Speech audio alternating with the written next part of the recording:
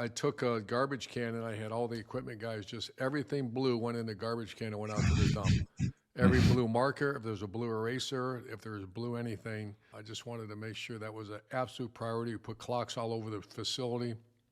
And we took the game. That was a 365 game. What I mean by that, Jake, is in the off season we always had Team Up North Week.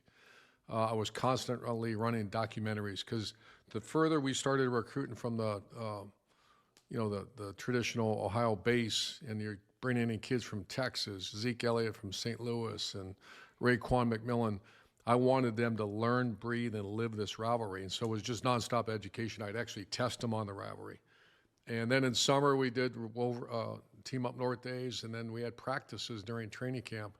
Every third day, we had a Team Up North period. So take us a little bit what's behind the scenes at Ann Arbor. Well, even just hearing you talk there, I mean, I feel it in my soul, like my solar plexus, my heart. It's different. It's the greatest rivalry, and I think it really even starts when you're a child. I mean, in Pickerington, we'd have watch parties.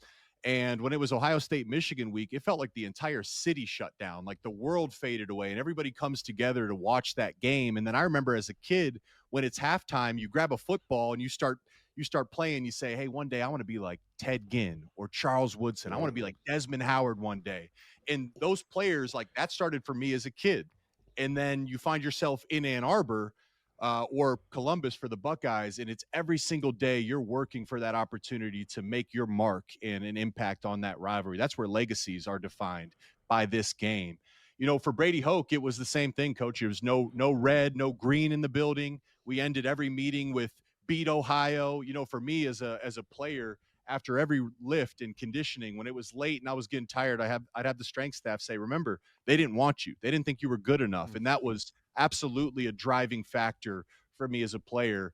Coach Harbaugh, we didn't do that initially. When Coach Harbaugh first got there, he was kind of the belief of, hey, there's no added emphasis that needs to happen for this game. If anyone needs to get you excited, then you're not the right person. We didn't have any of that. But ironically, since this run started going back to 2021 when Michigan first won, that's when Coach Harbaugh did start to make the change. They went back to banning red and green in the building. And he started to implement the "Beat Ohio" drill, which is just inside run, Mark. You know that. It's Yep. inside run. Hit You're not somebody in the throwing the mouth. ball. Yeah, it's basically an Oklahoma drill for all 11 guys.